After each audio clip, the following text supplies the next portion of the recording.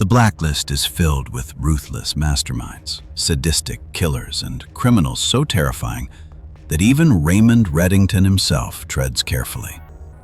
But who are the darkest of the dark? Today, we're ranking the most terrifying Blacklist enemies, from worst to best. Stay tuned, because our number one pick is the kind of villain who makes you question if anyone is ever truly safe. 15. The Alchemist, the man who erased identity.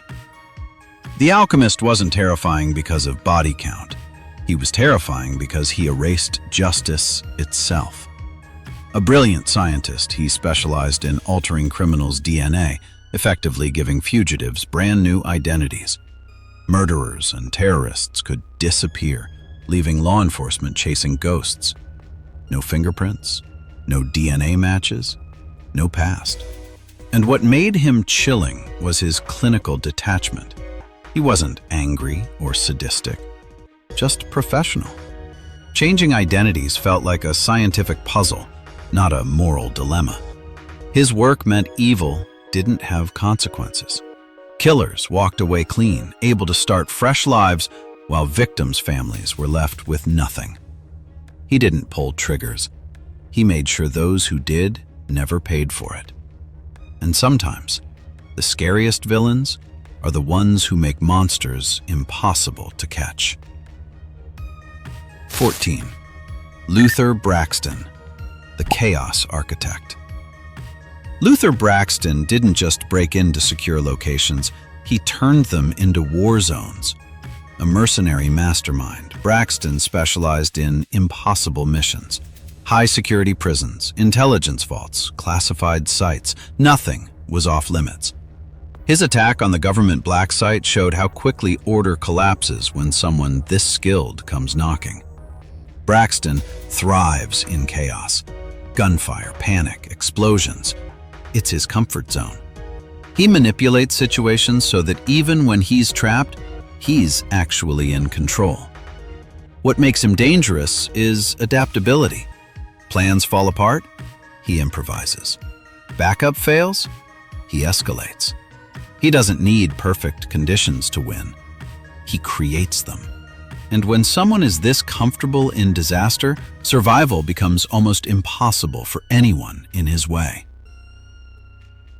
13. The Director, power behind the curtain. Some villains don't need guns. They have governments. The Director, Peter Kotsiopoulos, represents institutional corruption at its highest level. Operating within intelligence leadership, he manipulates global events and sacrifices operatives without hesitation. To him, people aren't individuals, they're assets, disposable pieces on a geopolitical chessboard. His cruelty is bureaucratic. Calm meetings lead to deadly operations. Quiet decisions erase lives across continents. And that's what makes him terrifying. No dramatic showdowns, no shootouts, just quiet authority deciding who lives and dies. You can't shoot someone protected by power structures, and you can't escape someone who controls the system itself. 12. Alexander Kirk, the man who weaponized love. Alexander Kirk isn't just dangerous, he's emotionally devastating. A powerful businessman with massive resources, Kirk becomes obsessed with Elizabeth Keene, believing she is his daughter. His fixation drives him to wage war against Reddington and anyone in his way. What makes Kirk frightening isn't simple villainy, it's emotional manipulation. He genuinely believes he's protecting family, even while committing horrific acts.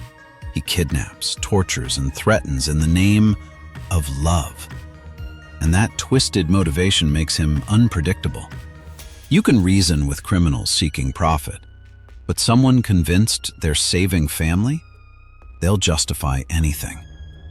Kirk proves that love, when warped, can be just as dangerous as hatred. 11. The Freelancer, the assassin who turned tragedy into cover. The freelancer might be one of the most chilling killers in the Blacklist because his murders hide in plain sight. Instead of targeting individuals directly, he stages large-scale disasters, train derailments, building explosions, plane crashes, so his real target dies among dozens of innocent victims. The world sees tragedy, insurance claims, breaking news headlines, but hidden inside the chaos is an assassination. What makes him terrifying is the cold mathematics behind his work. Every job requires calculating how many people must die so one person's death goes unnoticed. Innocent lives become camouflage. And the worst part? After each operation, the world mourns a disaster, never knowing it was actually a contract killing. The freelancer doesn't just murder people. He turns catastrophe into a weapon and makes society itself part of the crime scene. 10. Anslo Garrick, the human sledgehammer. Anslo Garrick represents pure, unapologetic violence. He isn't elegant, and he doesn't pretend to be. Garrick thrives on intimidation, and his assault on the FBI black site proved just how dangerous raw force can be when applied with precision. What makes Garrick unsettling is how comfortable he is in chaos. Gunfire, panic, bloodshed, he moves through it all with calm authority. There's no moral debate, no hesitation. He breaks people down physically and psychologically, taunting victims while tightening control over them. Yet Garrick ranks lower because his threat relies heavily on muscle and planning rather than psychological terror. Remove his weapons and soldiers, and the monster shrinks. But in the moment, he feels unstoppable. And that's why his episodes remain some of the most intense in the series. 9. Matthias Solomon, the smiling assassin. Solomon is terrifying because he enjoys the job. Violence isn't just work for him, it's entertainment. Unlike Garrick's brute force, Solomon operates with precision and charm. He jokes mid-shootout. He smiles while delivering death. His composure makes his cruelty feel effortless. And he's adaptable. Whether infiltrating secure locations or executing targets in broad daylight, Solomon never seems rushed or stressed. The mission always feels like it's going his way. But Solomon's flaw is loyalty to employers and contracts. He kills because he's hired to. Remove the job, and the violence stops. That keeps him from climbing higher, though his chilling charisma ensures he's unforgettable. 8. Ian Garvey, corruption with a badge. Garvey's horror lies in betrayal of trust. A U.S. Marshal is supposed to represent safety. Instead, Garvey weaponizes authority. He operates in gray zones, manipulating law enforcement and criminal networks alike. His brutality feels personal, especially when Liz and Tom become targets in his schemes. He's not just corrupt, he's convinced his actions are justified. Garvey's menace stems from how easily he hides behind legitimacy. People trust him until it's too late, and by then, he already owns the board. Still, Garvey is motivated largely by greed and survival, not pure malice. Dangerous, yes, but not nightmare fuel compared to higher entries. 7. Berlin, a man built from pain. Berlin is vengeance given human form. Scarred emotionally and physically, he wages war against Red with relentless focus. What makes Berlin frightening is endurance. He survives torture, imprisonment, exile, and comes back stronger. His revenge is patient, calculated, personal. He doesn't just want Red dead. He wants him to suffer first. That slow, methodical torment gives Berlin a haunting presence whenever he appears. But Berlin is ultimately driven by grief and misinformation. Once the truth emerges, his rage loses direction.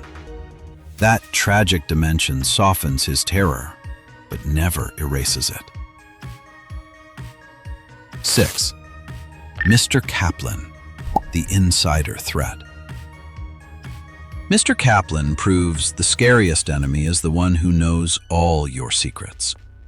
For years, she cleaned up Red's crimes, disposing of bodies and protecting his empire. She knew every weakness, every hidden grave, every contingency plan. When she turns against Red, she becomes his most dangerous adversary because she doesn't need to attack blindly. She knows where to strike. Kaplan's actions are fueled by twisted loyalty and moral conviction. She believes she's protecting Liz from Red's darkness, even if it destroys everything. Watching two longtime allies tear each other apart feels tragic, but also chilling, because Kaplan knows exactly how to hurt him. 5. Tom Keene, the enemy in your bed. Tom Keene introduces a deeply personal fear: intimacy as deception. Liz marries him believing he's safe, dependable, loving.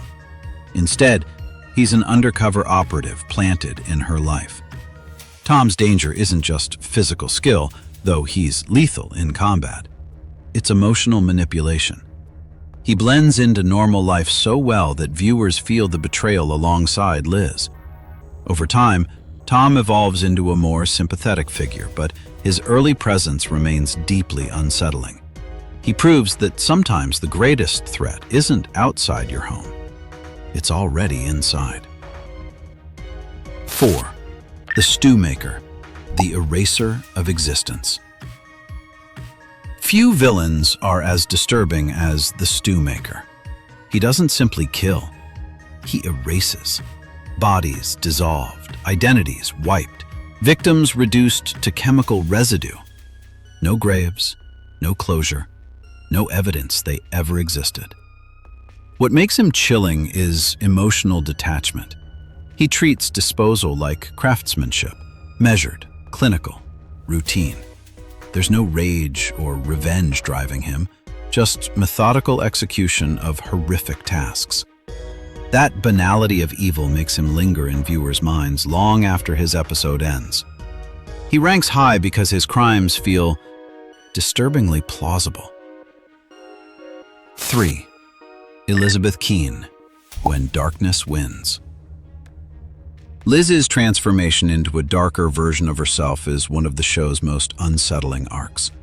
Once an idealistic profiler, Liz slowly adopts Red's tactics: manipulation, deception, and lethal decision-making. Each season chips away at her morality. The fear comes from unpredictability.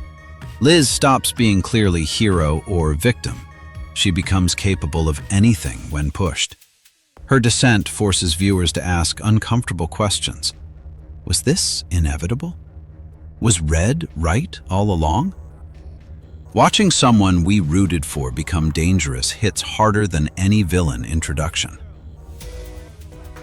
2. Raymond Reddington, the charming monster. Red is charismatic, funny, cultured, and utterly ruthless. He manipulates governments, orchestrates assassinations, and eliminates enemies without blinking. Yet he tells charming stories while doing it. That contradiction makes him terrifying. Red operates with absolute control. He's always 10 steps ahead, always holding leverage. And somehow, he convinces us his violence is justified. That's his real power: moral manipulation. But Red still protects certain people. He has lines he won't cross. And that's what keeps him from taking the top spot. 1. Neville Townsend, the man who wanted the world to burn. Townsend stands above all others because he's beyond negotiation. His entire existence becomes revenge after losing his family. He builds power not to rule, but to destroy. Unlike other villains who seek wealth or influence, Townsend seeks emotional devastation. He wants Red to feel the pain he carries every day, and he doesn't care who dies in the process. Innocents, allies, entire operations, everything becomes collateral damage. Townsend's obsession removes fear of consequences. He doesn't expect survival. He doesn't need victory. He only needs revenge. And when someone stops valuing their own life, they become the most dangerous enemy imaginable. From mercenaries to masterminds, the Blacklist gave us villains that blurred the line between crime thriller and horror show. But which one haunted you the most? Was it the Stewmaker's methods, Townsend's obsession, or Red himself, the devil we can't stop cheering for? Drop your pick in the comments, and don't forget to like, share, and subscribe. Because in the world of the Blacklist, the next nightmare is always just one name away.